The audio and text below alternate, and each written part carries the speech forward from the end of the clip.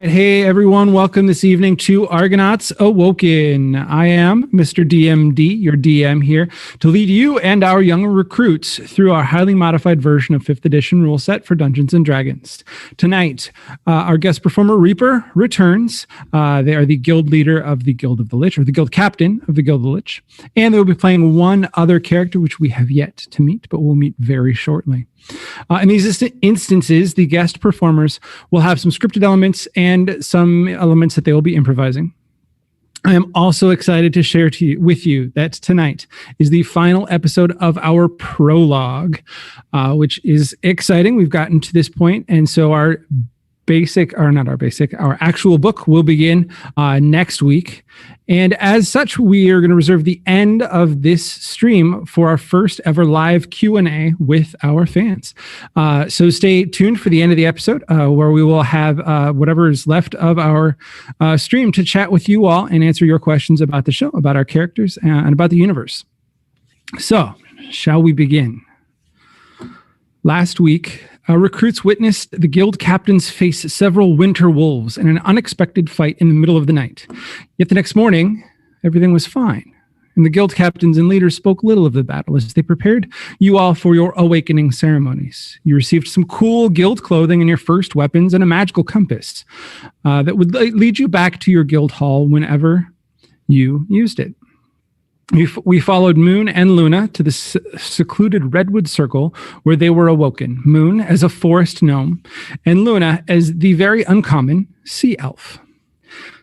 Yet they were not the only flump awoken. Poison was awoken, and we learned that she is actually Kiri the Quaddle, who offered to lend Moon power in exchange for her protection. While Luna's connection was deepened and she discovered her druidic connections. Then, finally, we followed Luke into the guild hall of the Guild of the Dragon, the arena, where after a much faster awakening ceremony, Luke awoke as a Goliath with a connection to his barbarian heritage. Moon and Luna, you are with the rest of the flumps collected and doing a little guild bonding. How are you this morning at this point, and what are you thinking, Luna? I hate this. Every time I look in the mirror, I see these like all my CL features, and it freaks me out. And I can't like look at myself without freaking out. And being around all the flumps is bad enough. They're way too crazy for me. I mean, I like what they believe in, but they're too much for me. You've also, as you move about the space, do feel significantly more connected to the nature around you. And this is symbolic of your being a druid now. And these connections are very quickly growing, and we'll be playing with those in just a little while too. Let's go to Moon. Moon, how are you right now, and what are you thinking? I'm very angry. I'm still very angry. I woke up and the world was bigger, per se. I don't know. I came here to find out more about myself and my sister, but I just ended up becoming shorter and smaller. And yeah, I don't think I'll be able to let this go for a while. Yeah. Moon, as more time has passed, as you grow towards lunch, you also feel the connection and your bond with Poison growing to new depths, to the point where you feel as if you almost share a mystical bond.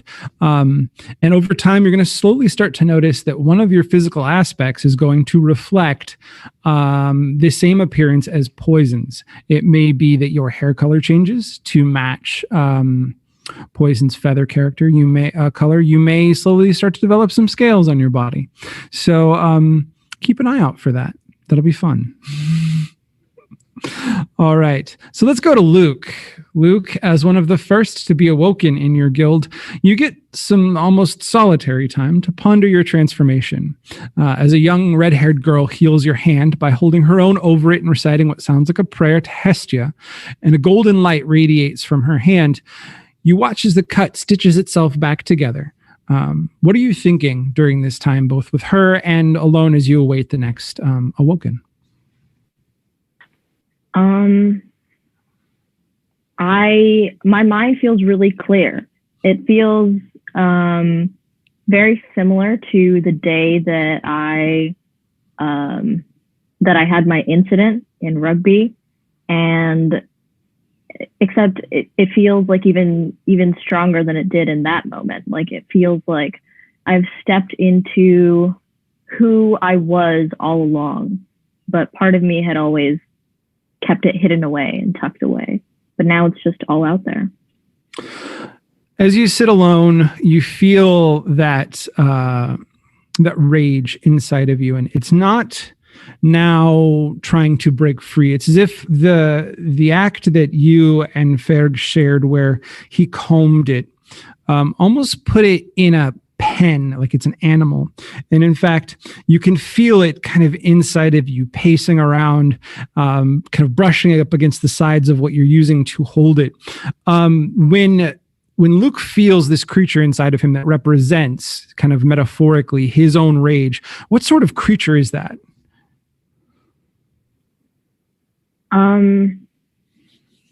It feels almost like a demon, but not necessarily the kind that is doing everything in its power to work against me, but almost as if it is a side of me, some kind of part of me that has just taken on this form. And everything about it is just fueled by rage, and it has no rational thought. Thank you for that gift. So as you feel this demon kind of imprisoned within you, moving to feel the boundaries of its cage, you feel the control over that space, but also that if you wanted to, you could let it out and embrace it, right? Kind of giving into that barbarian rage that is definitive of how they fought. And you very much have control over this wall right now because you've settled into this kind of Zen moment by yourself. We'll see how that control manages over time. Alaya and Zamorah, we have yet to get to you and your awakenings, but as you were hiking to your location, being led by Hannah, what are you thinking about? Let's start with Alaya. I obviously have no idea what this is going to be like. I've seen other dragon people. I'm very scared that I'm going to turn into a dragon. I'm just very nervous, not really knowing what to expect, but hey, if those air powers come back, I'm also kind of excited a little bit. All right. Thank you, Alaya. Zamorah, as you hike this hike, and this is a good 30, 45 minute hike you're going to be on, how are you feeling? What do you think? I'm kind of nervous. I'm trying not to show it, but truly, I don't like not knowing what's going on. And this whole time, obviously, it's been full of surprises, but I've seen some really weird people as we're walking up this hike, and it's like, what in the world? And maybe I should have eaten more than just bacon, because I'm kind of hungry again towards the end of the hike. Yeah, that's going to be something you're going to regret a little later, I'm sure, as you get through this hike. You've got a giant brick of meat in your stomach. And Hannah is very much all business on this hike. She's not, making small talk. She's looking over her shoulder occasionally to make sure you're all back there, but she knows where she's going and she's expecting you all to follow. So this is not a leisurely hike through the forest. You could probably make this hike at a slower pace very easily in about an hour, and she's going to try and make it in 30 to 45 minutes. So you guys are booking it. Let us move to Stevie.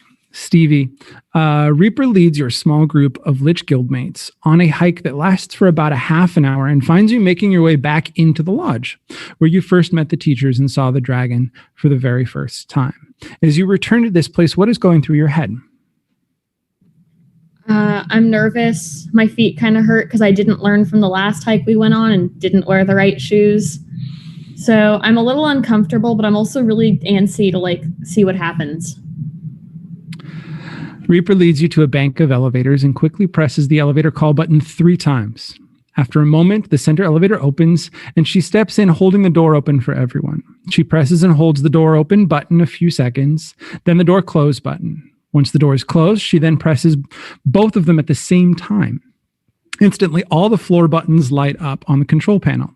She inputs a code on the buttons and they flash 3 times and the elevator begins to move down. When the doors open, they open to a single narrow corridor of concrete and fluorescent lights, and a solid metal door with banded rivets at the end. She leads the team to the door and presses a button on the right side that looks like an intercom, and the speaker says, "Awaiting authorization." And Reaper says, Reaper, Guild of the Lich, 8th year, Guild Captain. There's a moment, and the speaker responds saying, "Authorization approved. Ms. Reaper, it has been 24 hours since your last access of the guild hall. Dr. Tepps awaits you in his office." She steps through into an identical hallway and walks to a T intersection. At this point, Reaper turns and faces everyone. Welcome to your new home. This is the Guild of the Lich Guild Hall. It is purposefully built like a labyrinth to confuse anyone who makes it here and shouldn't be.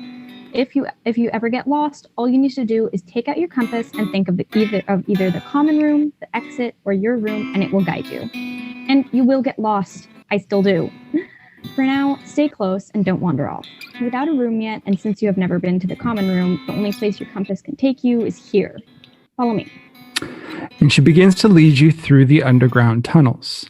As you move through them, you pass several doors that look like dorm room doors with students' names and whiteboards on them. A few open work areas that look like various laboratories, each different from the last and a blur. The hall changes from solid, well-constructed concrete to rough-hewn cave and back again several times over the course of your walk. And between the terrain changes, lack of sunlight, and all the twists and turns, you are now totally lost. And you have no idea how much time has passed from when you entered the guild hall to when you finally arrive to what looks like an old biology classroom. When you arrive, Reaper gestures to the stools in the space, of which there are several, along with some high tables that have some small cauldrons with Bunsen burners under them. There are various beakers and other glassware on the back wall behind you, everything you would need for just about any experiment. On the walls to your right and left, there are floor-to-ceiling drawers and cabinets, and in the front of the room is a display experiment table where you were confident that Rad must do most of his demonstrations. And behind that, an old-school blackboard with some equations that you don't understand on them. As everyone takes a seat at separate tables, Reaper takes one on the teacher counter and addresses you all casually. Well, you've all made it. As Spectres of Guild of the Lich and our youngest members since Dr. Tepps chose you, it is highly likely that you will have some magical ability. When you are ready, you will only need to go through that door and Dr. Tepps will begin your awakening. He will be administering 2 tests to determine some things about you, and then the awakening ceremony itself. For each person, the awakening is different. We all change, some more than others. I will say this from my own experience. You are not the same person when you come out of that room as you were when you entered. And that's a good thing. You may leave whatever version of yourself you want in that room and exit whoever you want to be. Your connection to magic and your ancestry can define you, but you can also define it. Now it's time to decide who you are. When you're ready, the first person may go through that door. Before she even finishes saying what she has said, Popped Collar Boy, again wearing a popped collar, this time of a dress shirt, quickly stands up and moves towards the door. Right before he goes in, he gives a look of contempt to Stevie and shuts the door. Stevie, you will have some time to wait here. What are you thinking? I'm nervous. I'm a little offended that this other guy seems to not like me. I don't know what I did. But I think I'm just antsy. All right. So after some time, during which Reaper has taken a meditative position on the table, she nods and opens her eyes, coming out of her meditation, and says,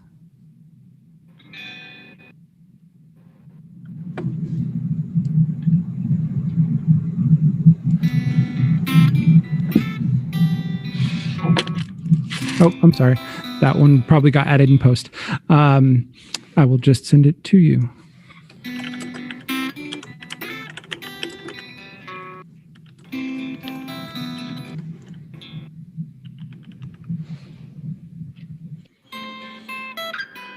The next person may go in now to see Dr. Tepps. Stevie, are you going to go next or attempt to go next? Yeah, I think I'll try to go next because now I haven't gone first, so no one's going to look at me weird, but I think I'm too nervous to sit here much longer. No one else even attempts to move for a few moments, and so you feel confident enough that you can stand up, and there's no eye contact. The other two of them are very much sitting there nervously, and you move to enter the room.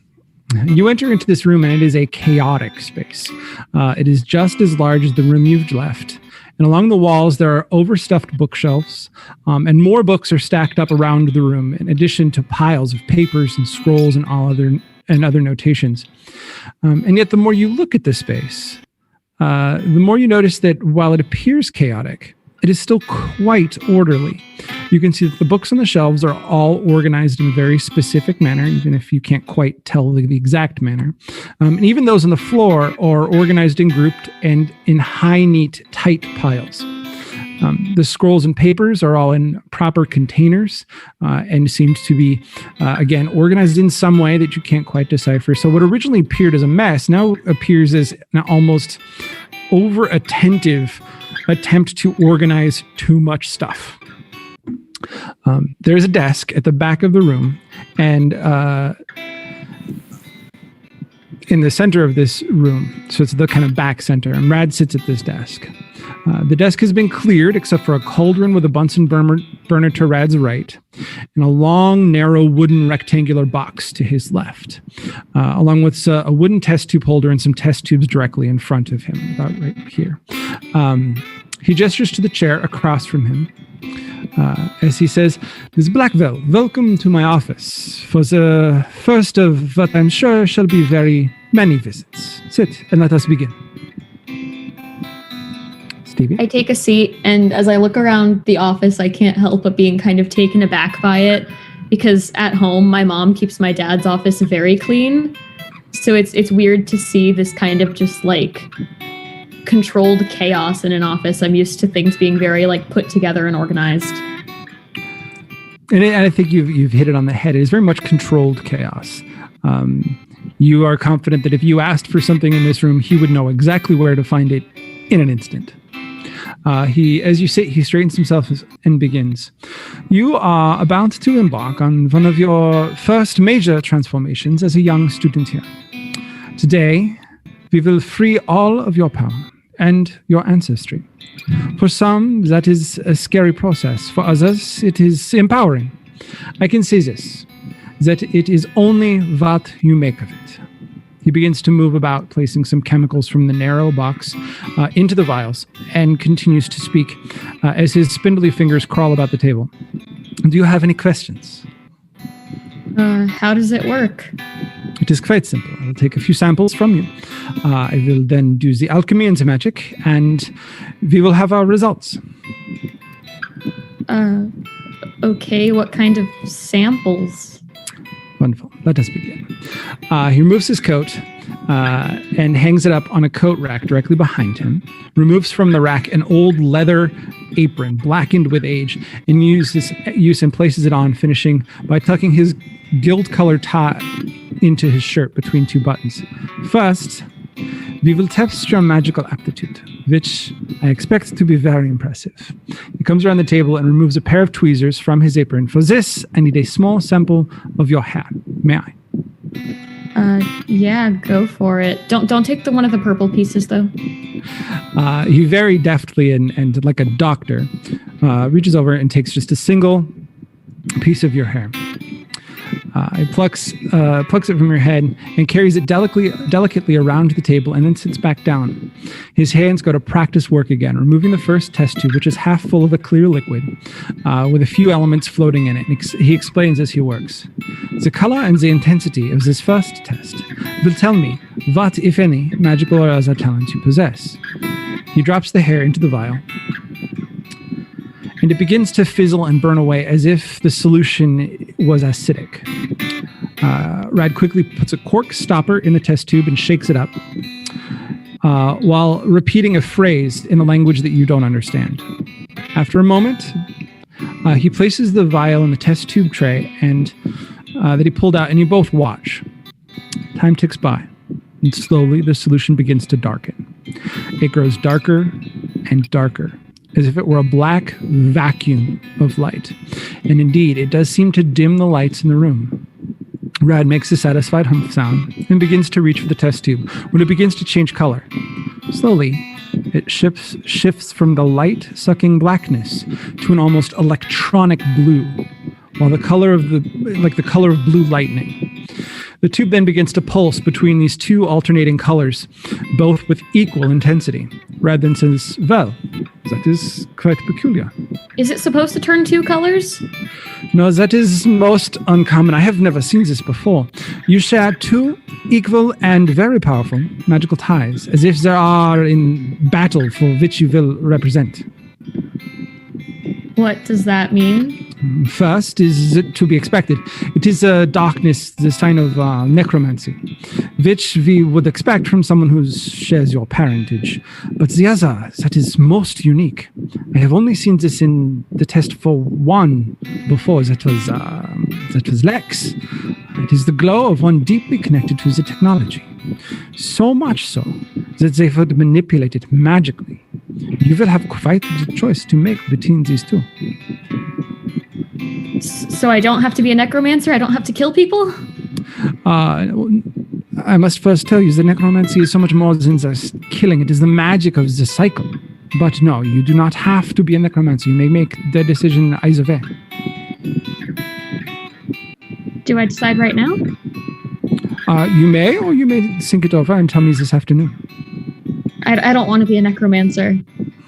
I don't want to be like my dad. That is fine then. We will begin you down the path of the technomancer this afternoon. He says, "Are you ready for the next step?" Yeah. He goes back to work, removes a long Q-tip like those used in that you've seen on CSI for DNA swabs from the box and says, "If you would, Miss Blackwell, take this and rake it along the inside of your cheek." He hands it to you and waits for you to follow his instructions. I do it, but very cautiously, because I'm like, is this guy stealing my DNA? My dad told me never to give people my DNA. He sees your hesitation and says, "This is for the experiment and will be destroyed by it. But Okay. you are right to be cautious. There is great power in the magics of the body." He seems trustworthy. I do it. As you hand it back, he says, "Then are you ready for the second test?" I guess. He takes the swab and dips it into the solution in test tube number 2, using it to mix the solution up. As the solution spins, he sets it in the tube holder and asks you, "Miss Blackwell, where are your people from?" You mean like my parents? Yes, or your ancestors, as far back as you know. My parents were both raised in Utah. My grandparents are from Utah. That's as far back as I know. Wonderful. But it is not uncommon in this day to not know where your people come from beyond a few generations. This test will tell me if you have any strong blood ties to the ancient peoples, if there is a chance that you may be becoming something other than human upon your awakening. Wouldn't I know that already, though? Wouldn't my parents be not humans? That is most likely true. But as you've seen before, the origins of someone or the appearance may be changed with magics. We are not aware of your father's true appearance, if the human is correct or not.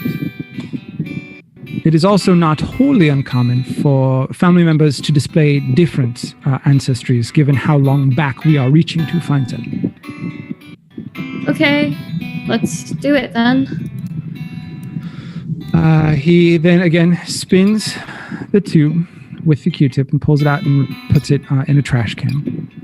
He says, and he watches the mixture and the current settles as he stops spinning. After there is no immediate change, he pulls a pocket watch from his apron pocket and watches it, and then the tube.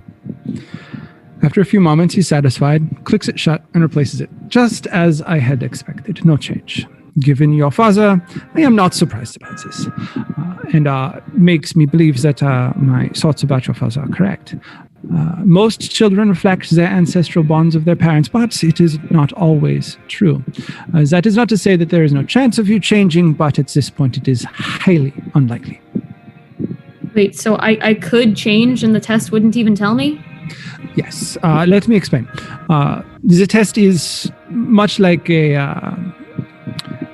it's much like any other medical test. The results are very predictable, yet there's always outliers. Occasionally we have students who appear like you to in the test say nothing shall change, and then something happens in the awakening that awakens a part of them that we were unable to predict. Something long lost or ancient or very, very, any kind of hunts for a word, regressive.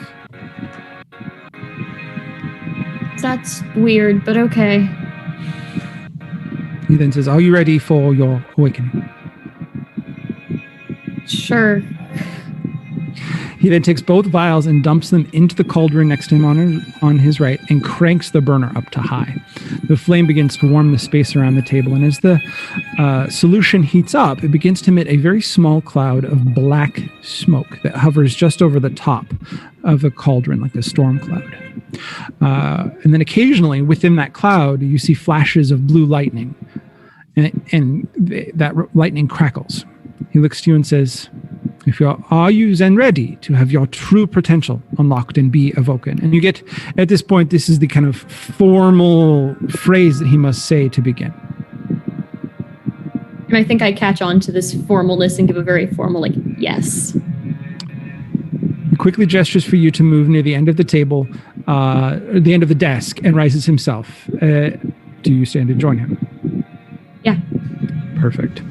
So you both stand, him on his side, you on the end of the desk, and he says, "Power of life, power of death, awaken the one that I bequeath." And over again, he speaks this at increasing speeds. And it becomes more of a chant. And as he does this, the storm in the cauldron grows more and more powerful. First raging thunder, and then that repetition with it, the lightning begins to strike around the room. Every repetition, a bolt of shocking blue lightning strikes different places until one strikes you directly in the center of the chest and sends you flying across the room, knocking books, papers, and other things about.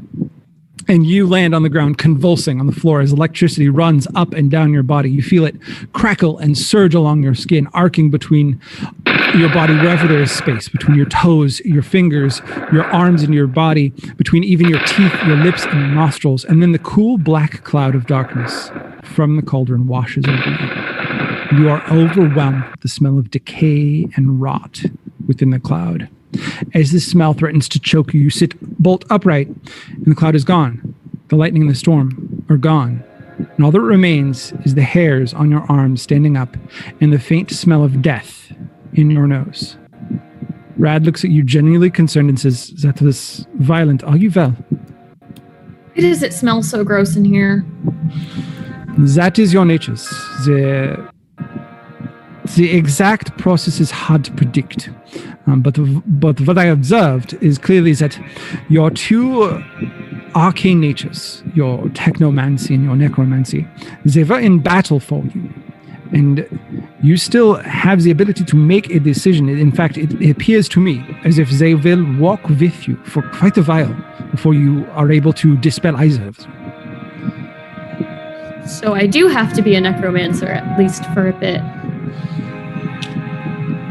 You do not have to cast the spells. You do not have to study the path, but it will follow you for some time. Okay. That's not great. As you sit there on the floor, your bag, which you brought in, is still over by the chair where you were sitting. And you feel an electronic connection, almost like static electricity, like when you go to shock someone and you feel that charge right between you and that person. Right before that shock happens, you feel that, except you feel that at this distance of almost 7 feet between you and your bag. And clearly you can sense, like a sixth sense, that charge is connected between your body and the actual technology in your bag. Are you sure the spell's not still happening? I still feel weird. explain to me what you're feeling. He's now extremely intrigued by this comment. I feel like there's like electricity or something. I don't know. It's something with my bag. What is in your bag? Some papers, my tablet. Is that music for my violin. That would most likely be it. You're probably feeling your innate connection to the technology. You will now have that and carry it with you. So you're telling me I'm always going to feel like something's shocking me because I don't like it. It is common for these sensations to happen. They will never go away. In fact, these connections will grow stronger and stronger over time. However, you will learn how to control them better and even sever them at will over time. For now, you can go and join your fellow specters into next room as you wait for their awakenings to happen, if you have no other questions. If I think of any, I'll let someone know. Yes, you may always request office time with me, or Reaper is a very good resource also. Thanks. And he begins to tidy up the piles of books and reorganizing them as you leave the room. As Stevie leaves Rad's office, tingles of electricity dancing over her skin, we move across the facility where Hannah finishes leading her snakelets to the Medusa Guildhouse. Not too deep into the forest from the lodge, the guild comes out of a trail and into a large amphitheater. The seating here is carved into the very stone of the mountain, and the stage built of the trees that were once on the mountainside where the seating now rests. Attached to the stage is a large building, likely a rehearsal space, and Jade's office. As you all enter the amphitheater, Hannah instructs you to take a seat in the first row and stands on the stage addressing you all. Alaya, where do you sit? I'm going to sit like on the very, very left side, probably like second row. Okay. And Zamorah, where do you sit? I sit in the back, 3 chairs in.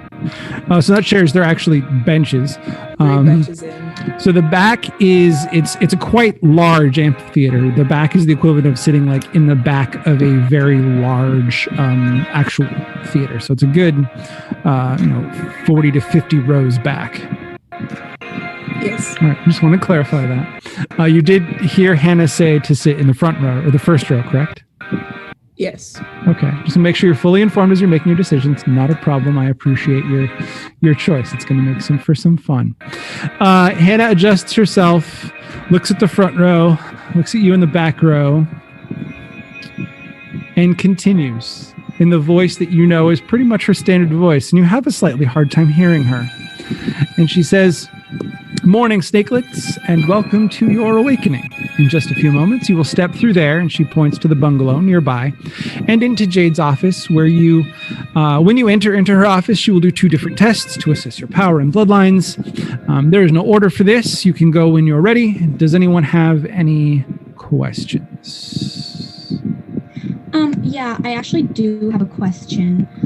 Welcome. Before you continue, Talia, introduce yourself to the group because you are new.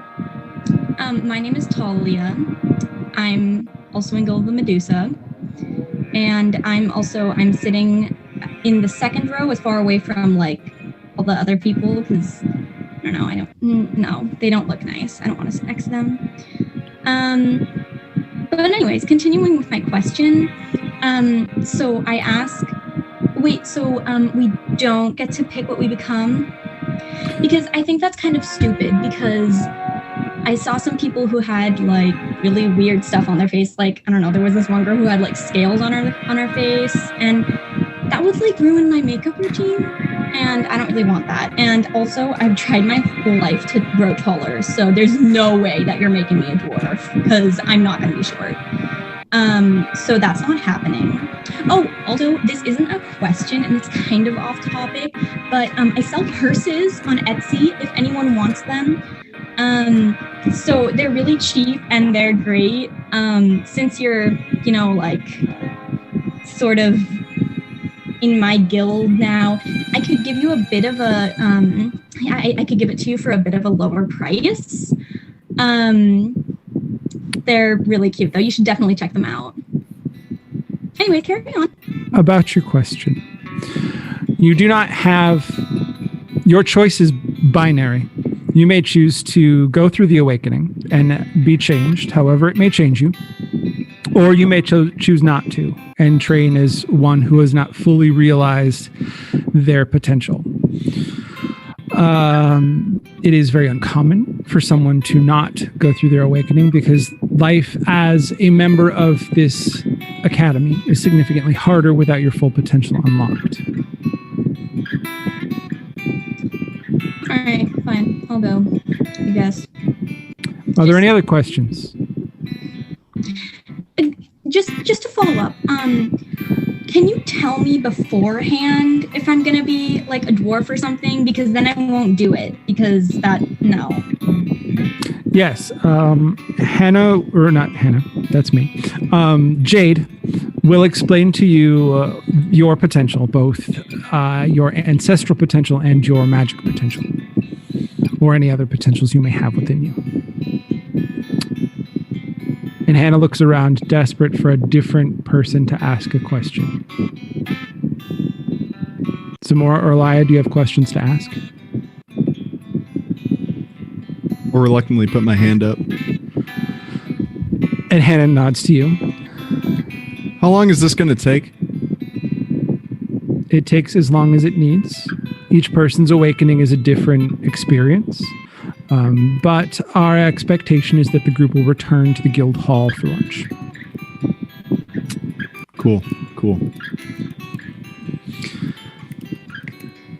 She looks around for another moment and says, well, it looks like that's all the questions. Then the first student who's ready may head on in.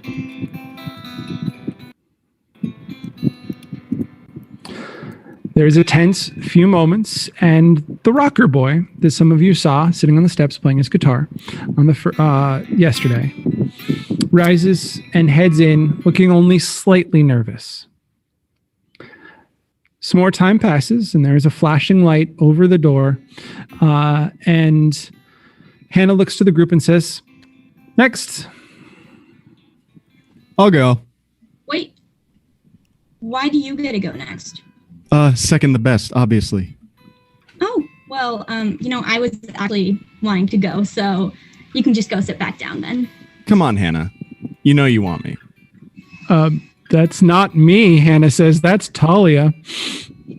No, I'm reasoning with Hannah. Like, come on. you know you want me next. I really don't think she does. Okay. If we look at it this way, which one of us is more attractive? Me, so I get to go next because duh.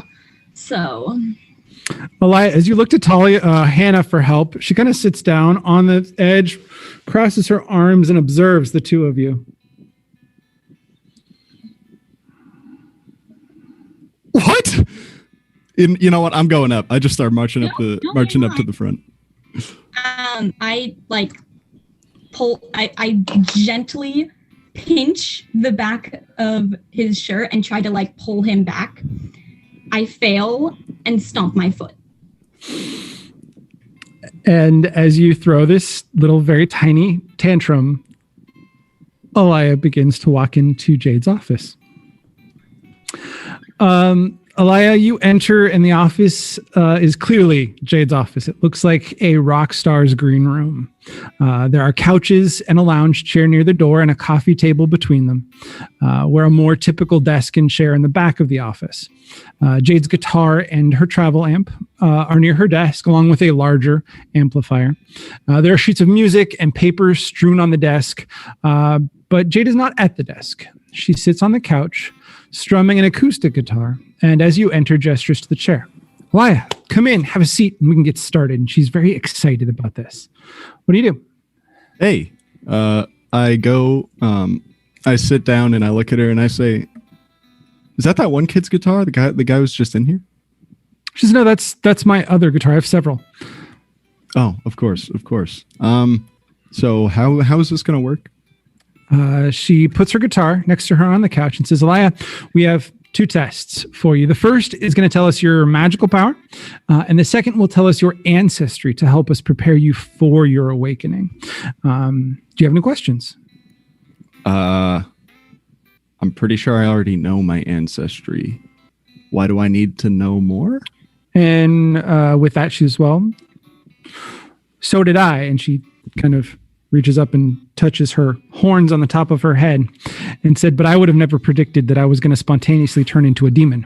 Yeah, fair enough. Yeah.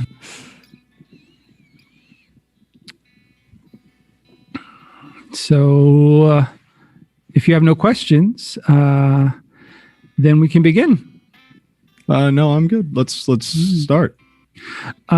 She picks her guitar back up and says, Alaya, as you have seen, my magic is based on music. So I have to ask you, what is your favorite song? Oh, I don't know, like Chasing Cars.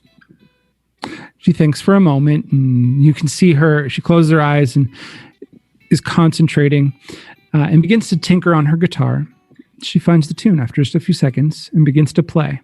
And after completing the intro, she says, Alaya, sing along, and my magic will tell me what, if any magic or other skills, you have within you. Alaya, I need you to roll me a performance check to see how well you sing this song. All right.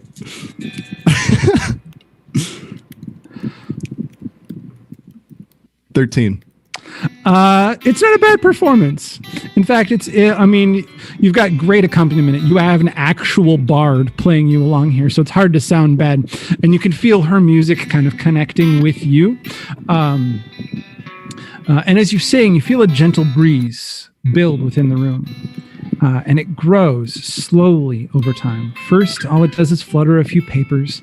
But the more you sing, the deeper you get into the song, the stronger this gale grows until the stray papers have picked up into a tornado swirling around you, whipping about the room, rattling the desk. The chairs begin to slide.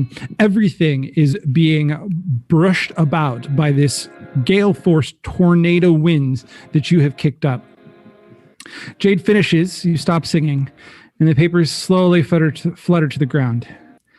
She looks a little shocked and kind of puts her hair down and kind of pulls it off of her horns and says, well, based on your arena performance, I'm not surprised. You have a direct connection to the elements, specifically air.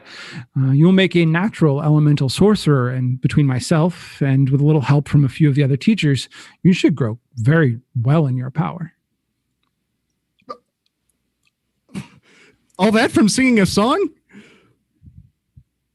Well, and my magic, as she says, kind of with a smirk, like, yeah, I did that. Sick. How do I get started? Well, we do have to then check your bloodline. Oh, yeah. How do we do that? For the next bit, I've gotten a little help, actually, as bloodline magic is not a very strong comfort of bards. And she puts down her guitar and reaches over the arm of the couch and for a tray of herbs and a single test tube. She says, Dr. Tepps taught me this spell, and while I wouldn't bet the world on my arcane skills, I can at least do this little bit of alchemy. And she hands you a long Q-tip and asks, can you rub that on the inside of your cheek, please? Okay. Here. She takes it from you and speaks to you as she continues to combine some herbs and liquids in the test tube. And she says, well, this will tell me if you have any bloodline strong enough that will transition you into something more than human when you are awoken. Alaya, what do you know of your ancestry? Where do your people come from? England. Okay, so from Europe. Yeah, Europe.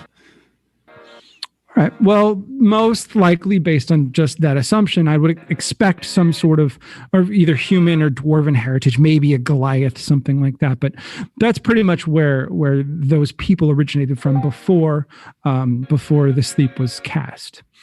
She says, but we should prepare this first. And then says, well, then let's see what happens here. She places the Q-tip in the fluid and stirs it, caps the potion with a cork stopper, and as she does, the mixture quickly changes to a milky white color, with a gentle glow of bright baby blue.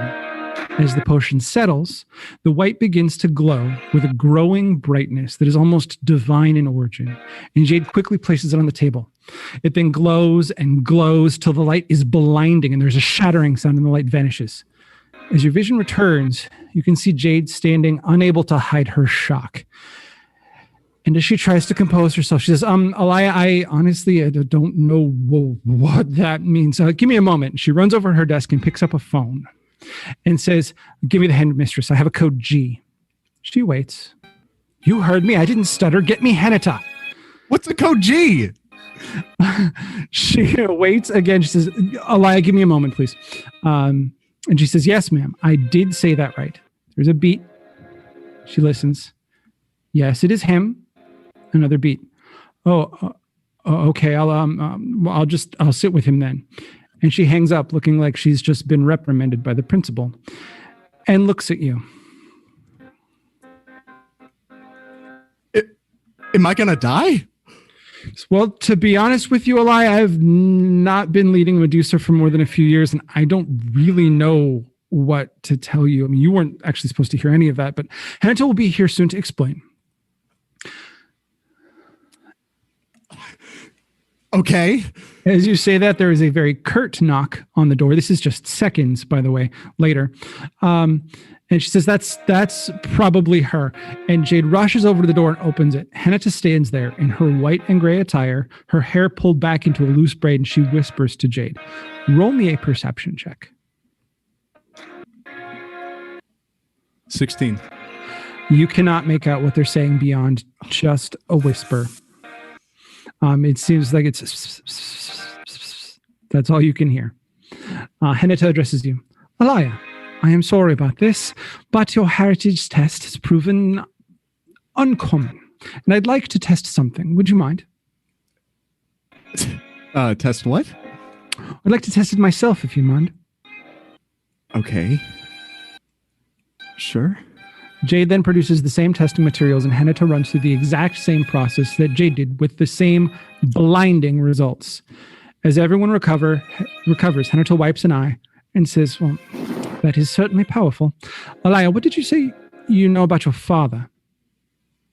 Nothing. Well, I cannot tell you who he is, but he must be someone of significant power, as that is the only reasoning for a reaction this violent. I have my suspicions, but I dare not say until I know more. You will definitely be changing upon your awakening, and it will be quite dramatic. I shall stay to assist with your transition, as this could be quite trying for Miss Jade. She looks to Jade, and she clearly, ignoring your reactions, she's gone into robot mode, and says, she looks to Jade and sets her jaw in defiance and says, Jade then says, Alaya, are you ready to have your full power and blood unleashed and to face your awakening? Yeah. Let's go. Jade picks up her guitar and she begins to play a song that sounds like something out of The Lord of the Rings. As she plays, you close your eyes to listen. She begins to chant along with the music. You can feel the air in the room tingle with power. With your eyes closed, you smell the salty air of the sea and the smell of wet grass. And in your head, you get a vision of rolling green hills that top off into the ocean with a sheer drop into cold, deep blue below. Through all of this, Jade's song has been replaced with something more ancient and primal. Sounds like a warrior's prayer to an ancient god. It is both soothing and rousing and awakens something within your very soul. Something warm and pure that swells from within your gut and rushes out of you. And as it does, it lifts you up. You feel your feet leave the ground, and as they do, energy bursts forth from you in pure baby blue light. It bursts from your mouth and your eyes straight up into the ceiling and out of your hands and straight out of them, out of your feet. And as it subsides, you lower gently to the ground. The transformation having taken its toll on your body, you stumble to one knee and look to Jade and Henita.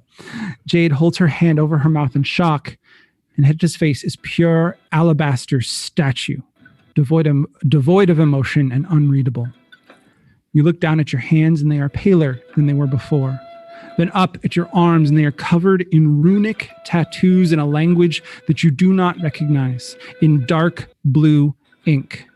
You catch a glimpse of your face in the nearby window and you can see your reflection that thankfully the tattoos stop at your neck. But the hair on the top of your head is now gone, completely bald on top. But you have now a strong 5 o'clock shadow already, in spite of having shaved this morning. Yet that is not the most striking feature, for when you stare at your face, glowing baby blue eyes stare back at you. From the other side of the window, you finally look through and you see Amelia sitting on a branch, watching you.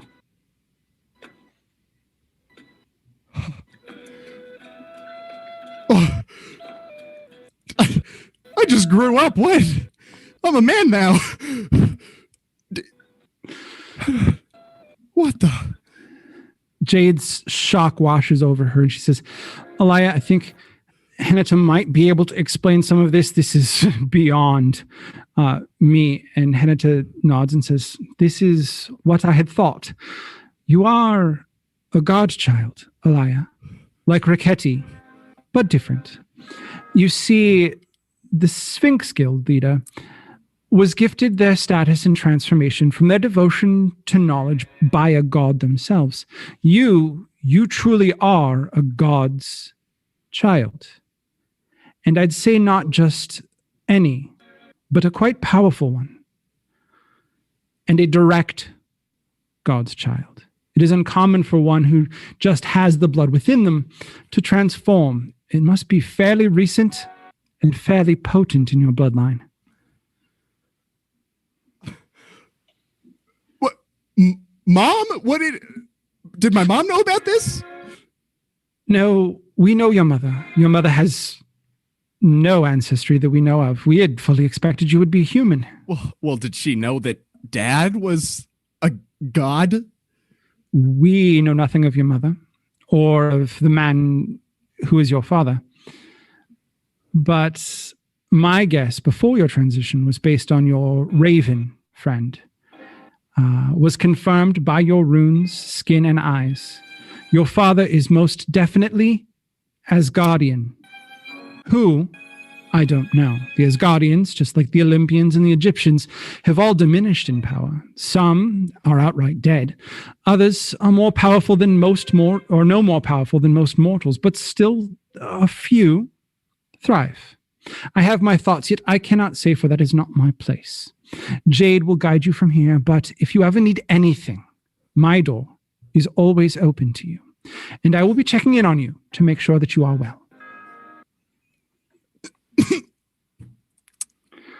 I don't. Thank you. I'll definitely be coming into your room. With that, she nods and leaves. You watch her go, and from the window, she passes Amelia, the bird which you now know to be a raven and not a crow, as you had thought originally, caws at her. She stops, locks eyes with it, and they stare at each other for several moments. Then Henata gestures to the window where you are watching and leaves curtly. Jade, still in a little shock, but also tired and excited, says, wow, Alaya, an Asgardian, that's huge. You are a godchild, but not just that, you are a god's child. You must be thrilled. Please, I don't know what's happening. What does Amelia have to do with this? She's just a bird. And Jade smiles at this. She says, Alaya, at this point, nothing is just anything with you. I mean, we gotta start thinking about everything and analyzing it. I mean, if you want to know who your father is, we've got to start working on that. Get me a phone. I need to call my mom. Let's just take a moment. Imagine if you tried to explain this to your mother right now. That's fair enough. Yeah, I shouldn't do that right now. I need some water. Can I have some water?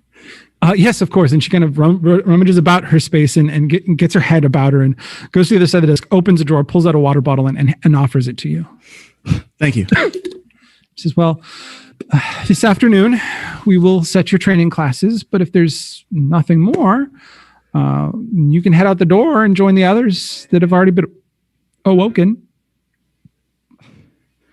With Guitar Boy? Yeah, sure.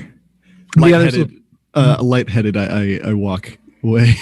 As you leave, that weariness, that weightlessness from the arena that you originally felt, you now feel again and can sense the air all around you, and you feel one and whole for the first time. And this is a perfect place to stop and take our bio break a little early. And we'll come back with Zamorah, our last member to be awoken.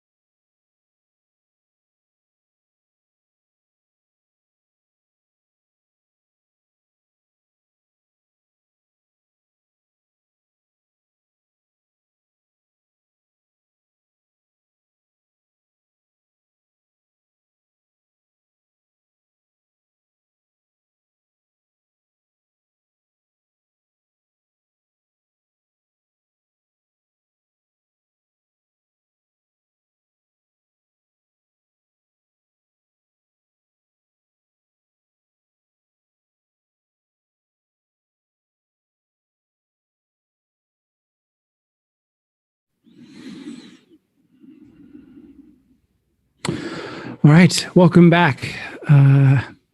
We leave Jade's office and go back to the amphitheater. And at this point, Hannah looks at the light, and there's still several of you collected there, and asks, "Next." So for the third person to go through, Talia, Zamorah, do one of you move to go? Oh, yeah. I'm going because there is no way that I am letting another person go ahead of me, which was very rude. And as you get up to move, none of the Medusas move to challenge you, but they all are clearly eyeing you. There is no conflict, though. You can get up and go right in, and Jade will continue with your awakening, and we'll save that for a surprise for later. So let's go through the rest of the group. Several more Medusas go through. At what point, what are you doing, Zamorah? You've not reacted for the first three. There's about 6 more of you to go through. Honestly, since I decided to sit in the back, I couldn't hear much of anything. So I started drifting off to sleep because I didn't get much sleep last night. So I'm taking a little nap. At some point, you feel someone kicking your boot, and you wake up to find an unimpressed Hannah leaning over you, and she says to you, a little annoyed, "Hey, pre-K, nap time is over. Everyone else is gone. If you've gotten enough beauty sleep, your guild leader is now waiting for you." Okay. I'm down with the dude. Chill, I'm going. I get up and I start walking in front of her, but I walk extra slow just to annoy her because she's already annoyed. Hannah just sits down where you were lying and watches you. She has no need to follow you. You know where you're going. And she's supposed to protect you, but she can do it from where she's at. I start walking and I get up and I'm kind of lost since I wasn't paying attention to anyone. So I don't know where I'm supposed to go. So I kind of just stand there and I turn around and I kind of just look at her. And she doesn't say anything, but she points to the door with the green light above it. Thank you. And then I walk in through the door. Zamorah, you enter Jade's office and the signs of Alaya's transformation are still visible in the room. There's sheet music all around. There are a few actual scorch marks on the ceiling where the light that he emitted burned it. And when you enter, Jade says, Zamorah, come in. We've not had an opportunity to really get to know each other, but I'm Jade, your guild leader. I trust you know why you're here. Do you have any questions for me? What happened in here? And she kind of looks up and she gives a very kind of like proud grin. She's like, that was Alaya.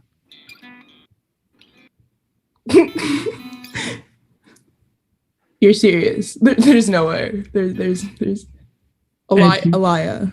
Yeah. His transformation was explosive. Okay. I'm trying to like rub the dry drool off my face.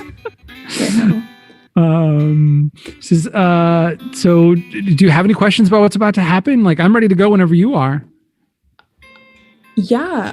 I just, since it took so long, I seem to have forgotten what we're doing. So can you run me down? It's been a while. You're last. I appreciate you waiting. I'm sure it's challenging to be last. Yeah, it was. So what we're going to do is we're going to do 2 tests. The first test is going to tell me if you have any unique abilities, be it magic or primal or anything like that. And then the second test will tell me if you have any sort of ancestry that will cause you to become something more than human after your awakening. Okay. Honestly, if I ask more questions, I'm probably going to be more confused. So we might as well go on with it. Cool. So she picks up her acoustic guitar that she's been playing all morning, and she says, "As you know, my magic is music based. So I have to ask you for the first test. I need to cast a little spell, and to do that, I need a song that is directly connected to you. So Zamorah, what's your favorite song?" Oh, this is easy. You know Nicki Minaj? She has this one song that came out last year. It's called Super Bass. It goes like, this one is for the boys with the boom. You know that one? She nods. She puts down her acoustic guitar because that's not going to work here. She gets up. She goes behind her desk and pulls out a black Fender bass, plugs it into the amp, sits on her desk, and she starts kind of plunking it out, trying to find the beat. And eventually she finds it and she's kind of rocking it. And she's actually playing this song for you now. She's got some weird like magic she's casting that's like supporting it and whatever. She goes, now I don't know the lyrics, so I need you to sing it. Say less. I got you. Roll me a performance check to see how well you sing it. Okay. 15. Oh, this is good. It is on point. You get every lyric right. Your notes are perfect. And Jade is kind of grooving out with you as you're doing this. It's very impressive. So as she's doing this and she's trying to find your power, there's some moments where it's a little rough, but she definitely hits this groove and you two are very much in sync. And as you continue to sing, your skin begins to glow with an angelic white light. It has no color, but pure white. And it is not extremely bright. It's as if someone put a spotlight on underneath you or underneath your skin. Jade finishes with you. And as this happens, your glow begins to fade. And she kind of cocks an eye at you and says, well, you do have a divine connection to magic. And there are several ways we could pursue that. You could choose a god to worship and gain power from them if they have enough power to lend. Or you could serve a god openly, which would grant you power if they were strong enough. But magic in that way comes with a price. But magic is definitely an option for you. What's that? A price? What do you mean, a price? So if you choose to worship a god, you find a god that you can connect to, that you can worship, they can grant you some of their power. And that comes simply from worshiping them, right? You worship them, they grant you the ability to cast spells, to serve in their honor, if you will. The other route would be to actually make a direct bond with a god, and they could then grant you power, but it's going to cost a more direct price. It's the equivalent of making a bargain. You say, hey, Ares, I'm going to serve you. And he gives you power. And in return, you have to, it's pretty common from Ares' contract. You have to go out and fight battles, and a lot of them, to maintain that power, right? It's like transactional. Whereas if you choose to be more of what we call a cleric, your power is granted to you through your prayer, through your regular worship of the god you're worshiping. It's less transactional. I don't know if you know me too well, but I don't do the whole servant thing. I kind of go on my own. So I'm not sure that's going to work out. I think with your ability to connect to a god, we could find a god that serves you and that you would serve, and not even realizing you're serving them. So you're telling me that Alaya turned into like a fireball that exploded, but I have to serve some random god? Alaya didn't turn into a fireball. And in fact, given enough time, you may actually be able to serve Alaya if he wanted to let you. Oh, no. I'm shutting that down right there. No, I'm not doing that. It would be awkward. It's very uncommon. But what I'm saying is that there are a lot of gods, more than you could probably even understand at this point. We could sit down together as part of your training process and decide on a god whose thought processes, whose patronage you agree with. You would very easily be able to. So when one serves a god in any capacity, it's best one chooses someone who their thoughts line up with.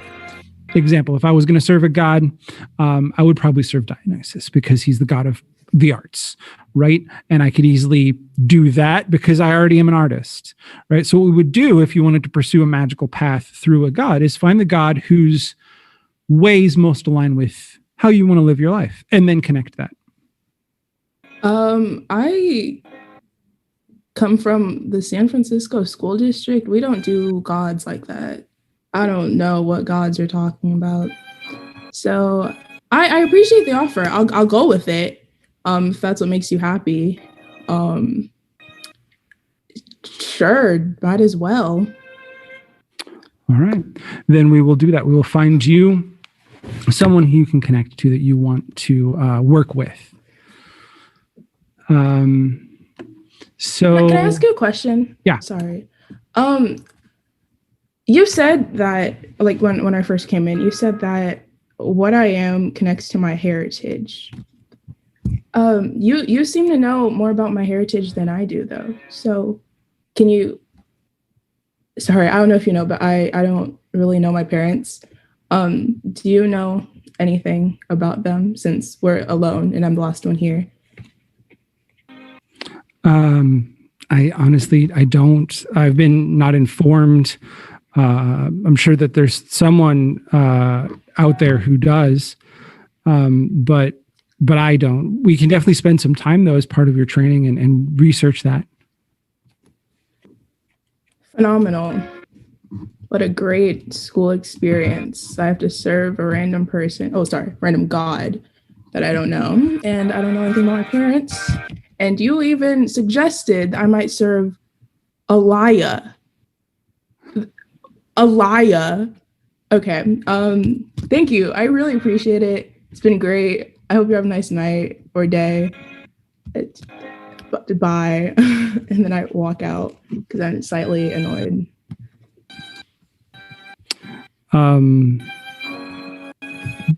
you begin to leave? Are you planning on leaving the school at this point? No, I just walk out for some air because it's kind of like all the mess around me, along with everything that I just found out. My head is kind of spinning. As you sit there, Hannah's gone. You're left alone outside. It's not too far from lunchtime, and a little bit of time passes, and Jade comes out with her guitar, and very hesitant from the door. At this point, you're kind of sitting on the edge of the stage, and from the door she says, "Zamorah, can we talk for a second?" I have literally nothing else better to do, so might as well. And she walks out and she sits next to you at the end of the stage, giving you some honest space. And she says, "Zamorah, I'm sorry. It's been a big day for me, and I'm new to this whole thing. In fact, this is only the second round of awakenings I've ever done, to be honest. And I've not handled this well." And she kind of looks at you and she says, "I understand how this can be challenging. The idea of serving a god it's a complex one, especially when you go from having never even known that they were around. But there is a very wide pantheon, and Raketi serves Thoth, who's one of the Egyptian gods. One of our other teachers has a direct connection to the coyote spirit. And so there are lots of places you can look to find someone that you would connect to if that's a path you wanted to go." And she thinks for a moment and she says, and cracking the joke about Alaya was just insensitive. It's been a very powerful day with Alaya's experience. And it was more a way to kind of share with you what had happened, and I had not intended any sort of... And she kind of loses her words there. She says, she composes herself and says, before I spontaneously transitioned in the middle of a concert, I was proud of my heritage. She says, I was born and raised in Mexico and come from a long line of people who connected to our heritage, to the Aztecs. And I know that when you don't know that, when you don't know your connection, that can be challenging. So if you decide you want to stay, I will promise you here that we will find your parents. And as she says this, you get this like tingle in the air. And you get the idea that this promise it's magically bound as she says it to you, but you have to complete the promise and accept it. The whole time I was kind of staring at my shoes because they became untied throughout the day. And I look up at her and I say, I'm sorry for freaking out earlier. I'm not usually one to freak out, but it's been a long day and a half that we've spent here. I really appreciate it. I really appreciate you for doing everything you can. And even if I wanted to leave, to be honest, I wouldn't be able to because I made a promise. And I take promises really seriously. So when I make promises, I keep them. So this promise that you're promising me, you have to live up to it. You have to keep it because promises are so important to me. So please tell me that you will not break this promise. As you ask her this, she asks you, Zamorah, you have not been awoken yet, but there is a type of promise that can happen amongst those that have magic. That is, she kind of struggles for words. She's like, it's like a life bond. It's a magical promise that when made is required to be completed. And it bonds the souls of the people who make it so that they can better complete this task. She says, this is the promise that I've put forth to you. Okay. You said I haven't finished my awakening. Then let's continue. All right. And she says, I brought with me the things I needed. And she pulls out kind of out of a cargo pocket in her pants, a test tube and a Q-tip. And there's some floating stuff in the liquid of the test tube. And she hands you the Q-tips and says, well, then let's begin. Could you wipe that on the inside of your cheek? This day just keeps getting weirder. I take the Q-tip, I swab, I give it back to her. She takes it, puts it in the fluid, stirs it around, pulls it out, and looks around, sticks it in her pocket, puts a cork stopper in it, shakes it up a little, and then kind of rolls it away from her a little. She's very hesitant to hold this thing right now as the chemical reactions happen. And as you watch it, it initially doesn't do much. It remains very clear, and then it grows a little cloudy, and then it begins to glow with a very gentle golden light. And she smirks as she sees it. And she says, Zamorah, you're likely not going to change. What do you mean? Now, for some people, they don't change because their bloodlines, their heritage is so thin that the magics can't find something to grab onto, to pull and anchor themselves to transform them. But yours is very unique in that you are not going to change because you are meant to be human. You see, before the sleep fell, before we were all asleep, the humans came from Africa.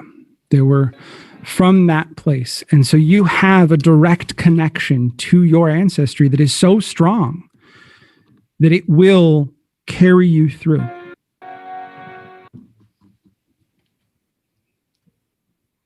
It's kind of cool.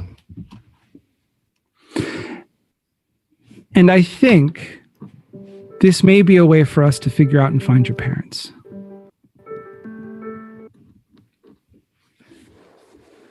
I start to get my energy back when she says to figure out and find my parents.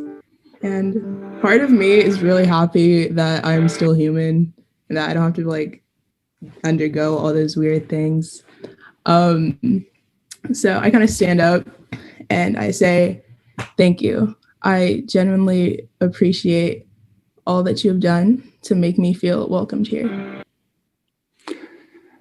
She says, then I will continue to do my best. Do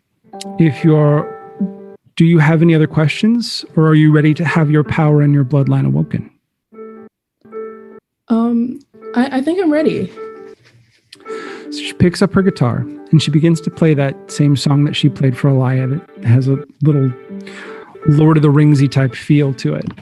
And as she plays, you close your eyes and you listen to it. And she begins to chant along with the music. And you can feel the air in the amphitheater, the whole space begin to kind of tingle with power. And you feel a gentle warmth flow over you like a warm blanket. And it wraps around you and your shoulders. And it feels like that same blanket that you might put over yourself after being out in a very cold rain. It's not overwhelming. It's not super powerful or life-changing. It just feels safe and like home. And as you sit there kind of in this warm feeling, you begin to hear a drum beat, very steady in your head, very rhythmic. And you feel that connection to your ancestry grow. And as it begins to subside, you glow, a gentle golden light, almost like a firefly.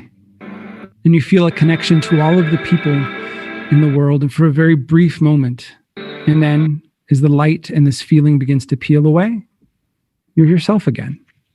And Jade looks at you and says, you will have many options on your path ahead. And we together will meet this afternoon, discuss which you would like to pursue. Thank you. I have one more request though. You know how I was kind of vulnerable? We're not going to talk about that. That's not me. That wasn't me. That was the other Zamorah. That was earlier. So fist bump. And she kind of fist bumps you too, and she says, well, we can definitely keep that between us. Thank you. And she says, well, then if that's all, you can head out. We'll actually go back through my office and we'll get the rest of the group, and we can, she kind of rubs her stomach. She's like, we can go get some lunch. I'm hungry. You hungry? 100%. And we transition to your first meal at the guild room. Guild by guild, you all enter the main guild hall for lunch. A grand feast has been set up in the dining room. The colored drapes of the guild hall all feature panels of cloth in each group that have your guild crest in a pattern on them. And your guild flags hang high above the table. As your guilds await you at the tables and each guild is announced by their guild leader, they enter the dining hall. First to enter the room is Raketi and Clara, having the shortest trip from their guild hall, and the new Sphinx kittens are received with warm applause from the other Sphinxes and the other guilds. Next enter is Rad and Reaper, who arrive, and after Rad announces, the Liches erupt in their typical moaning chant. Stevie, as you enter the room, what are your thoughts? Too many people looking at me. A whole lot of people. And they are all watching you as you come in. Did anyone in Lich go through like a racial change? Actually don't have all of your Lich group worked out currently. Is there any non-humans I can hope are diverting the attention away from me? There's one of them that's a dwarf. Okay, I'm like, he's short. That they're gonna look at that. No one's looking at me. Okay, we're good. Yeah, dwarves are actually pretty common. As you look out, you see quite a few of them in the school. As you enter, where are you sitting? The expectation has been set that you sit with your guild because all of the guilds are sitting together.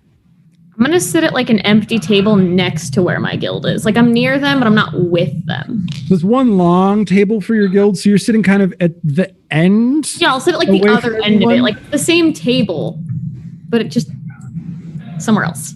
Wonderful. Next, the dragons enter, and Ferg and Pierre leading them, Ferg announcing them with a big booming voice. The dragons respond in their battle cries, and the wormlings enter the room. Luke, several students look at you as you enter, a little shocked at your transition. And you see, as you look about the room, there are a few Goliaths in the room that acknowledge you, most of them with like head nods. A few, there's a Goliath in Flump who waves at you. Where are you going to sit?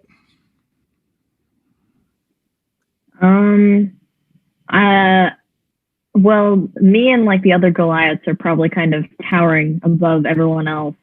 So I kind of seek out my own kind. I'm kind of heading towards them. Perfect. There are several Goliaths in the Guild of the Dragon. They do tend to like to sit together. So you are quickly welcomed by this group. Let's see. As the dragons settle down, the new specters... Oh, we already did Gildage. I wrote this twice, apparently.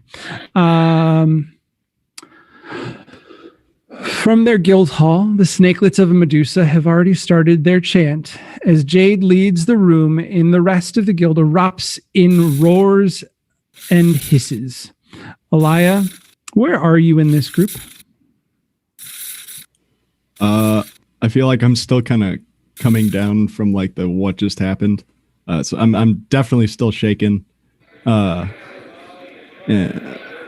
I don't know, maybe somewhere near the back because I just exploded.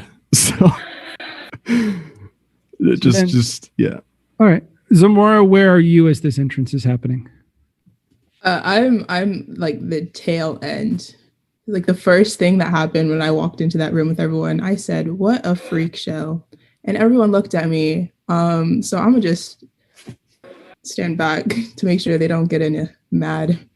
So as you all march in, Alaya is one of the last to come through, and the entire room falls completely silent as he walks into the room. And Alaya, you can hear people are actually whispering about you. Even the softest whispers near you are very much about you. And there is plenty of space at the Medusa Guild table. Where do you want to sit? I think I'll just take a seat near the edge in case I have to get up quickly. Yeah, you have no problem. In fact, as you approach, the entire bench shifts down about 3 people. I'm thinking this is kind of weird. Like, I'm cocky, but I'm not used to this attention, you know? Zamorah, as you enter toward the even further back of the group, where do you sit? I sit across from Alaya because I kind of feel for him. Like, I feel like I'm the only one who kind of knows somewhat to the extent that like he is somewhat a god because of my encounter with Jade. So I kind of feel for the dude. And he was the only one I've really talked to. So you're sitting across from Alaya. That's sweet. I like that. Finally, after a significant hike, the Guild of the Flump enters last to huge roars of cheering and applause, including some animal noises. Tara guides the Fephra to the table, and they take their seats. Moon, many students look in awe at Poisoned, and almost the entire Fluff table is whispering about the two of you as you approach. What are you thinking? Again, with the hype for Poison, I kind of just want to be alone at this point. So I kind of dismiss it because I'm going through it. So where do you want to sit? Is there like an empty seat at at the edge of the table of the Flump? I clearly want to make it known that I want to be alone. So I kind of the Flump table is the same size as all the other tables, but the Flumps are very friendly, so they sit kind of all clumped together. So the outer edges are definitely, there's plenty of space for you to sit there kind of by yourself.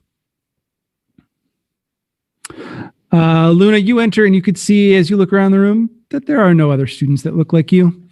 Try as you might, you cannot see another C Alpha amongst all of the students. How do you feel?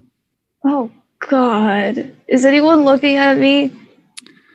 You can actually tell that nobody is looking at you any differently. Good.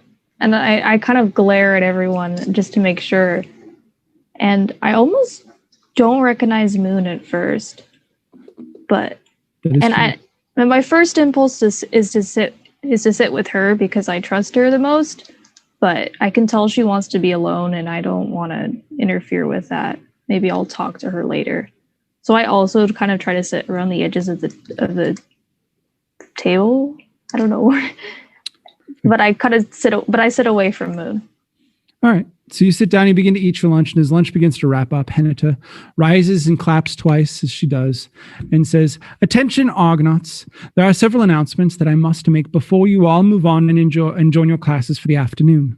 First, I am sad to confess to all of you that the rumor that you have heard about regarding our 5th years is true. There will be no study abroad this year. There are various groans and complaints about the room." And Henita holds out her hand and the room quiets. "Given the recent events on the East Coast and around the world, the faculty and I have decided that it is safer for you to study here this year. On the topic of safety and the rumors that you are all spreading, I feel it is also important to comment that yes, there was a winter wolf attack last night." And then several of the first years begin to tell others around them what they saw, and some second and third year students begin to share fears around you. Henita again holds out her hand and says, "I can assure you that you are all safe. Our guild captains did a great job protecting our recruits. Moving forward on the subject of safety, starting this evening, we'll be increasing student patrols and teacher supervision of them.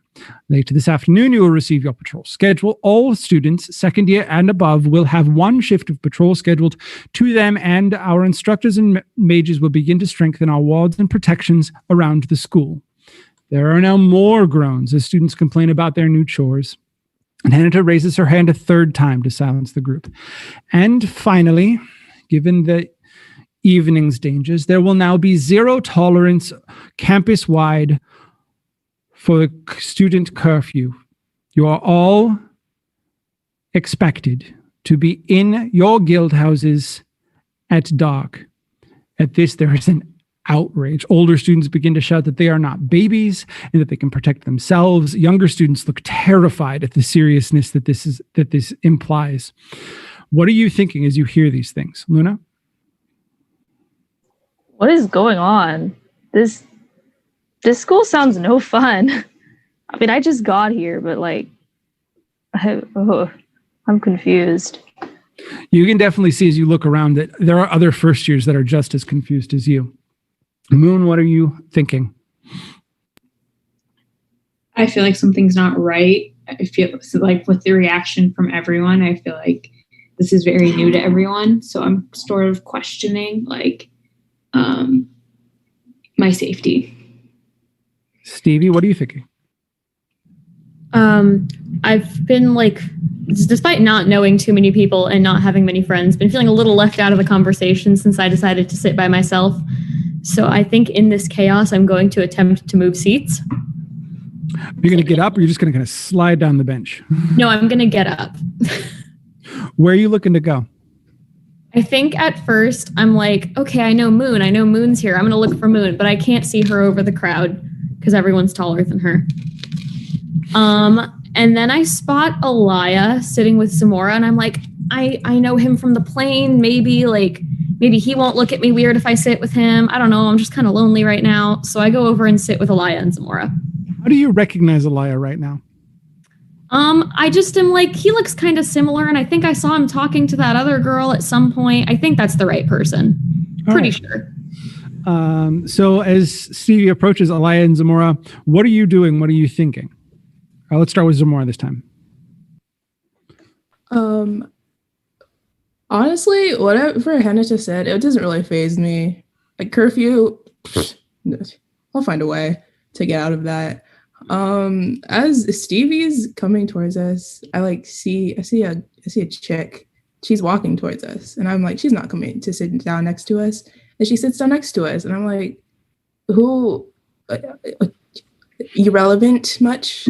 But I don't say anything because I'm not trying to step on any toes. So I kind of just give her a weird look. Alaya?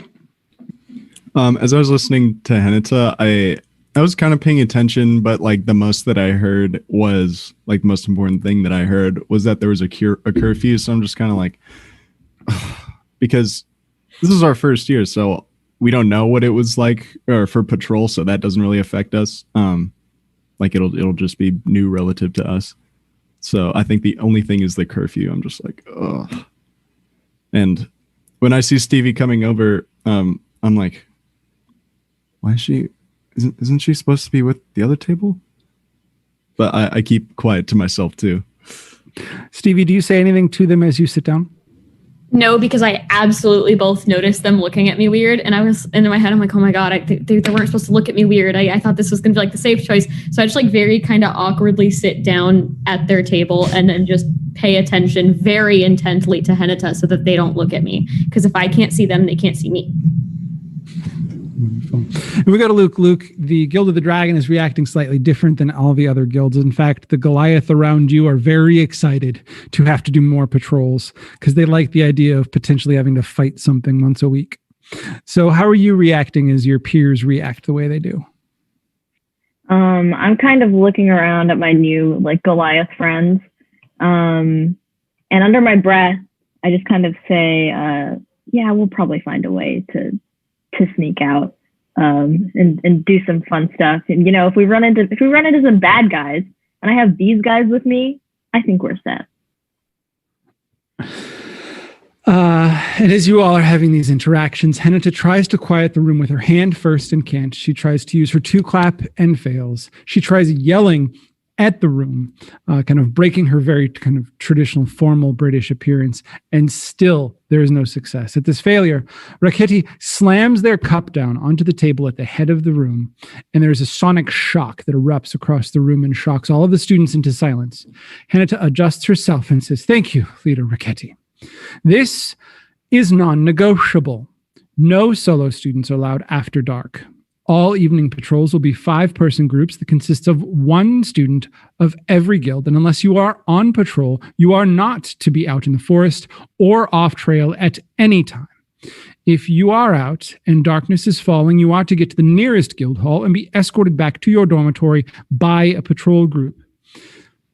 This new expectation joins our other 2 core rules and 1 new rule. The core rules are, you all know of them and you're aware of them, but for our recruits, I will review them. First, under no circumstances is there to be any student on student combat or spell casting outside of authorized practice spaces. Second, there is to be no use of anything that may be considered magic or fantastical abilities in the presence of anyone who is still asleep or veiled. Finally, for our other new rule, it is this, that at all times on campus you must carry some sort of protection. Our recruits received their daggers this morning, and the rest of you have been training in various skills. This rule lifts the previous 3rd rule of no weapons outside of training areas, but in no way excuses any breaches of the 1st rule. And any student found breaking the 1st rule will be reprimanded, lose all armament privileges, and will not be allowed anywhere but their rooms and their classes. Do I make myself clear, students? There's a general rumbling among the students. What are you thinking now, Luke? I kind of hear like the very serious tone, and I kind of start changing my mind maybe about sneaking out. But if there's a way to get myself on one of those patrol groups, I'm definitely going to try and find a way. Yeah. Stevie? I'm disappointed because I tend to be more of a night owl, but I also don't want to be stuck to only my room and my classes, despite the fact that that's probably what I'm going to do willingly anyways. But yeah, I'm a little disappointed, but I'm not planning on breaking any kind of rules. Luna. The protection. I have to carry my dagger everywhere. I was kind of excited about it, but I don't really know how to feel about this because this is slightly worrying at a school, but also I get to carry my dagger everywhere. Moon? I'm pretty upset about the curfew because one of my favorite things is to go on night walks. So I feel like my stress reliever is kind of taken away from me. But I'm also very, very excited to be able to have a knife on me at all times. Expected to have one on you. Zamorah. I'm still not worrying. Like, it's rules are meant to be broken, to be honest with you. But I got a cool dagger out of it, which is kind of sick. My mind is kind of preoccupied on the grumbling of my stomach because again, all I had for breakfast was bacon. Oh, there's food in front of you. You could definitely be eating it while she's talking. This is like school announcements. You could just go. I'm not listening to her. I'm eating. Yep, that's what's going on. Alaya? I kind of sit there thinking for a second, and then I pull out the knife that I had put in my boot, and I just kind of start fiddling around with it and thinking of what I might have to use it on. I also started thinking, what else am I supposed to protect myself with? Because I don't think this little knife is going to do much against those big wolves if those show up again. So at this point, the mumbles begin to die down, and Henita continues. She says, in other announcements, I am excited to share that our technomancy instruction is growing. And while Professor Packard has left us to pursue his own research, we have our very own Lex and Xavier, his two brightest students, who will be leading those courses this year. Also, signups for arena teams start Friday with Ferg, and last year's champions, the Dragon Slayers, are looking for a new healer as theirs graduated. Remember that any students of second year or higher may sign up for an arena team in the categories of solos, duos, quads, or large groups. Contests will be on Sunday mornings this year to accommodate our new curfew. That is all I have. I will turn over the end of this afternoon's announcements to Miss Tara. Tara rises and speaks to the group. Good afternoon, Argonauts. For this afternoon, you will be in sessions with your other teachers as the guild leaders and captains lead the recruit, social, and training signups in this room. Your teacher and training assignments are in the lobby windows, so if you are a recruit, you are going to stay here. All other students may proceed to clear your tables and head to the lobby. And as the upper grade students leave, you are left for your social. And that is where we leave the end of our prologue, as our students decide their courses and begin to plan their first semester at Argonaut Academy. Thank you for following us through our prologue. And for the end here, we've got about 20 minutes-ish. We're going to invite you to share any questions you would like in our chat. You can ask questions of myself about the universe, about the students and their characters, or anything else about this stream. We're excited to get to interact with you in this way. I understand our chat is a little delayed, so you're catching up to us right now. This is the first time I've actually looked at the live chat while it's happening, so I'm excited to see what questions you have for us. We're definitely going to be moving forward next week into our first book. And as I see our questions come in, I will take them. I know already, I will share that we're going to have some questions that I will not answer because they will be answered as part of the story. So don't ask who Alaya's dad is. Students don't know. I know. I'm the only one who knows. I'm sure there are lots of fan theories already. I'm just waiting to see.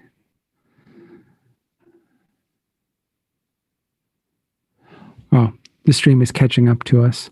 So as soon as I see our first question, I will go ahead and share it out.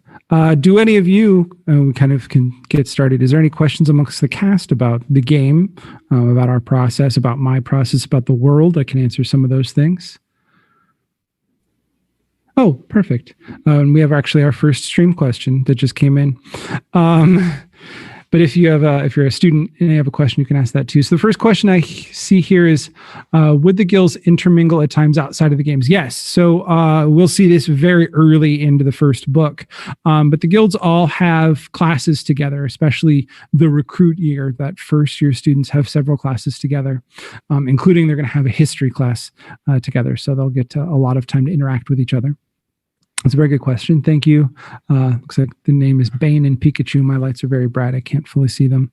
Luna had a question. Wait, am I allowed to? Yeah, go for it.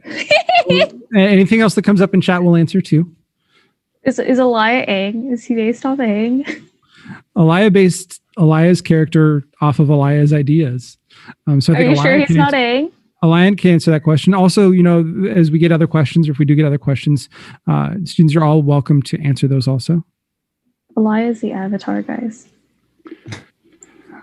Well, I obviously took inspiration from it. I'm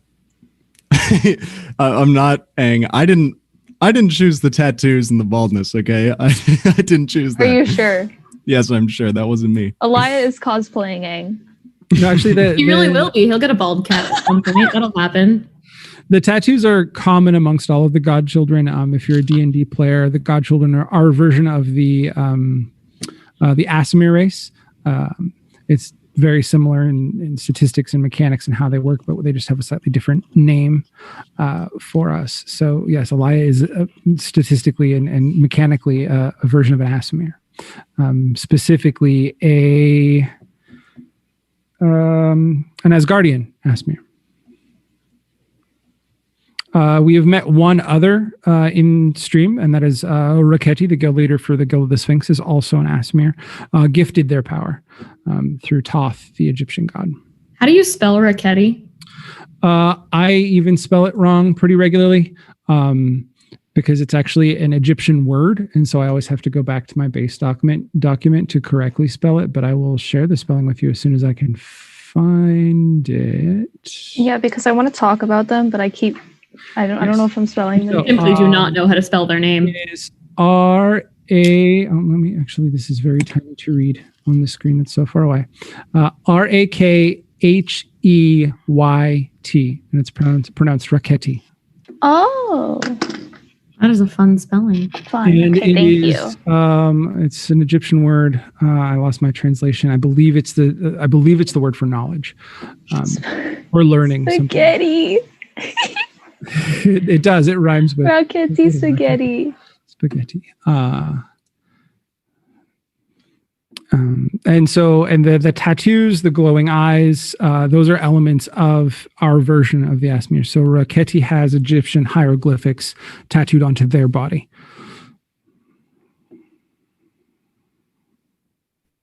I've heard this asked kind of outside the stream. And I'm sure some people will be interested in how does rolling a dice work? That's a good question. And Stevie, you asked a question in our guild chat. Yes, they can send them to us and we can answer those too. So dice rolling in D&D is a very kind of elaborate part of our system. But essentially it starts with the D20, which is the core die of all Dungeons and Dragons.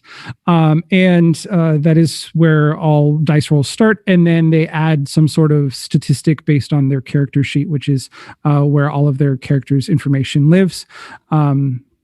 And that's the base element of how the dice rolling works. The other kind of more advanced part of it is there is something called advantage and disadvantage, which we've used a little at this point.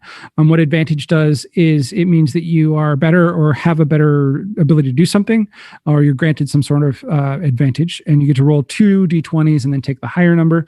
And again, still add your statistic bonus, whatever that is. And then disadvantage is the opposite. You roll 2 and take the lower number. So we're actually starting to get our questions in the chat. So that's very exciting. This is fun. So there was a question about the episode Chance Meetings. Was Zamorah's chicken nuggets bit scripted? Zamorah, tell us, was that scripted? No, it was not scripted. I don't know how it came to be. I think I was just really hungry that day. I haven't had chicken nuggets in a while, to be honest with you. They sounded really good. Especially, a lot of people have asked me about the bit where she was like biting off the crust of the nugget before she ate the chicken. I actually do that in real life. It's good. So don't knock it till you try it. That's all I have to say. We love food projecting. We do. And honestly, as a DM, I love those moments. at this point, the prologue has been a little more scripted than I like to do, but there was so much story to build and character to build. But that was a very fun moment for me. I got to make up characters off the top of my head. You'll quickly learn that all of my made up characters tend to be redheads for some reason, because I don't really write them in as base characters for some weird reason. So that was very enjoyable for me. Thank you. Some other questions in the chat. Someone asked, looks like Pesto has asked, are there special sports at the Academy? The Academy, so their kind of sport is actually arena combat. The arena is enchanted to prevent students from taking any sort of long-term injuries, but eventually the students will be able to compete in that. We get a little hint of that at the end of the episode as the kind of daily school announcements get shared. But that is something that is used for competitive purposes. It's like a double elimination tournament, and it's also used to solve inter-student conflict as a way to get some of that out. I see Stevie's question. I want to get the question from our chat first, and then we'll get that question. The last question that's in chat at this point was from Kaylin. Says, since people like Jade and Tara appeared as humans at first, can the main character switch back to human forms at will? So actually, that was something I'd been working at very hard to figure out as a DM. How do I have these characters who are very clearly not human, especially like Tara can't go out looking like a tiefling or a demon child into the real world. So they all had a magical item on them that allowed them to appear as human to those people who are still veiled or have not been awoken. And that was that little green gem that was mentioned kind of in every scene as a passing bit that they all carried with them. So they actually didn't transition. It was an illusion spell. So let's see, from Stevie's dad, asks, Alaya is a godchild. Will he eventually become a god? The best equivalent here as a godchild in Alaya's position is he is a demigod already. We've already kind of established that Alaya's dad is a god of some sort. And so he has a direct god bloodline. To be a full god would have to be granted that power or assume it from another god, which is something Alaya could look into, but that would be very further down the road and potentially very violent. From Stevie's mom, how do you remember all of these details every week, Mr. DMD? I have a 150-page document that has every episode in it at this point. It has every piece of lore I've written about the universe, and that's actually the first of 2 documents. My second document is also another 100 pages with even more lore I've built, because this world is actually bigger than just this game. I run another game with a group of friends of mine that are part of this world too. So it's actually one of several elements within this universe. Luna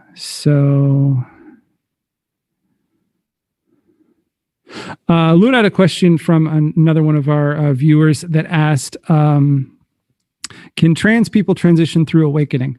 So yes, that's actually what it's what Reaper was referring to in Reaper's little speech to the guild of the Guild of Lich. Reaper actually did transition as part of her awakening. So she is a great example of when someone comes out from their awakening, they are their truest self, the self they want to be, in the school just kind of welcomes them as that. There's little pushback on that, because everyone's going to transition. Everyone's going to change in some way as part of their awakening. So they kind of get that opportunity to choose who they're going to be when they come out of that. Luna wants to know the word count on the 150-page document. I don't know, but I can tell you during rehearsal tomorrow. I can check it. Let's see.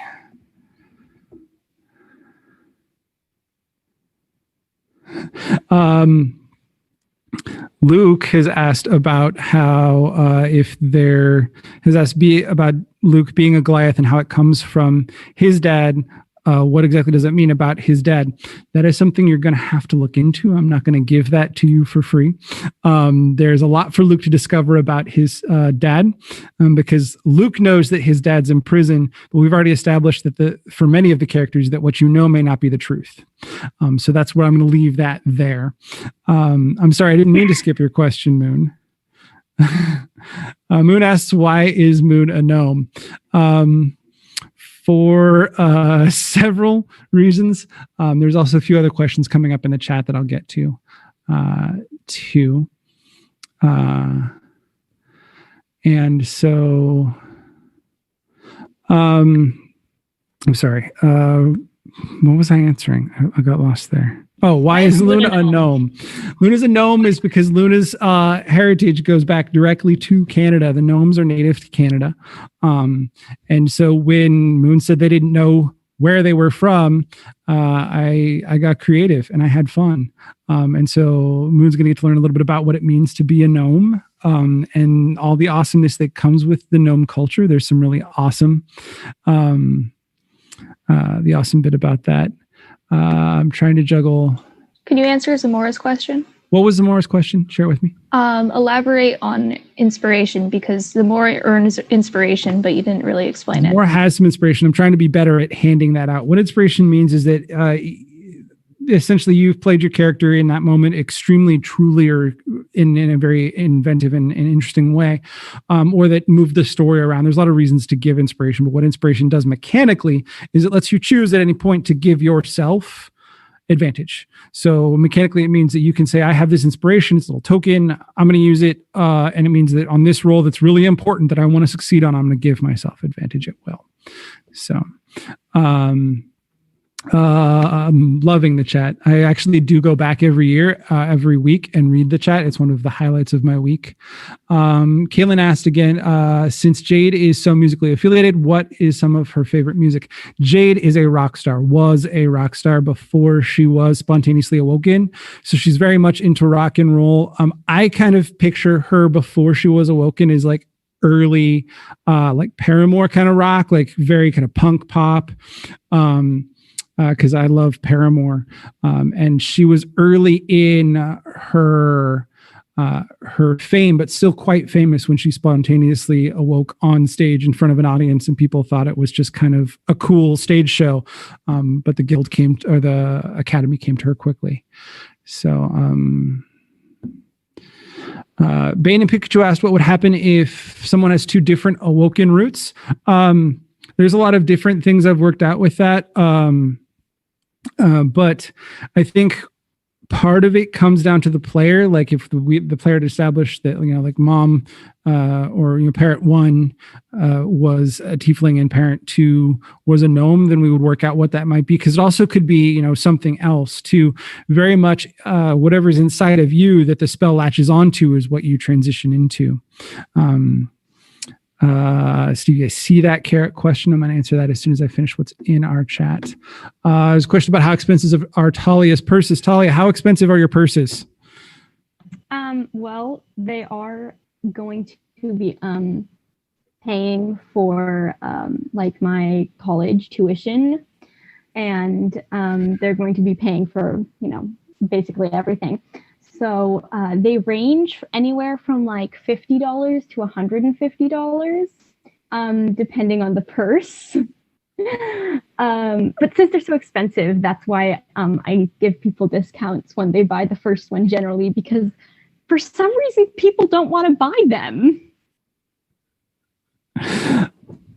I can't answer that for you, but I appreciate you and your character. Talia is an original character that our performer has created, and you're going to see some more of those start to get peppered in as we build the universe. There's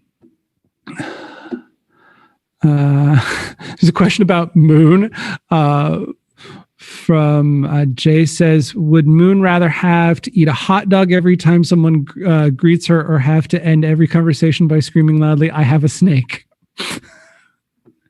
Moon, what's your answer?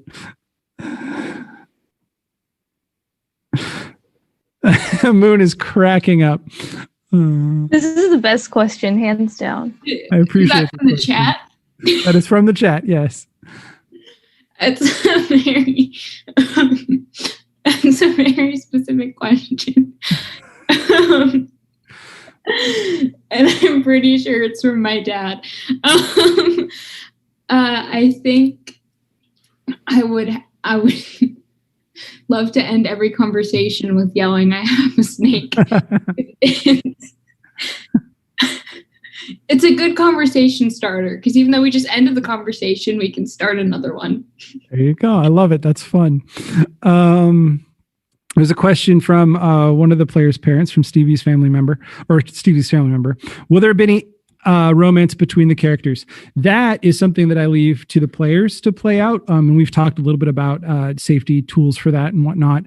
And we've already seen a little bit of some slight flirtation between some of our NPCs. And there's definitely, it's a high school / college. There are romances all over that campus, to be found or not to be found. We are working to keep it, obviously family friendly. We're a family friendly show. So we'll, keep it in that.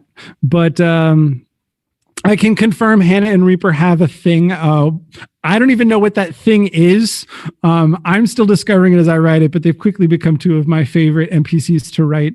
We're going to see more and more of them peppered in. I'm very happy that Thank you. Mr. DMD, did you originally plan on them being a thing, or did some really smart cast members? Did people, did people like ask you to make them lesbians? There was a lot of. They had no influence on the decision. Yeah. No, they don't have the same Grandpa Zamorah. The Grandpa line is actually a reference to what, if you watched last week, there was a reference to Grandpa that Reaper mentioned. Hannah's grandfather is very important to her, and he kind of pre-trained her a little before she was awoken, and she follows a lot of his adages. He was awoken. He was a very significant part of the Cold War.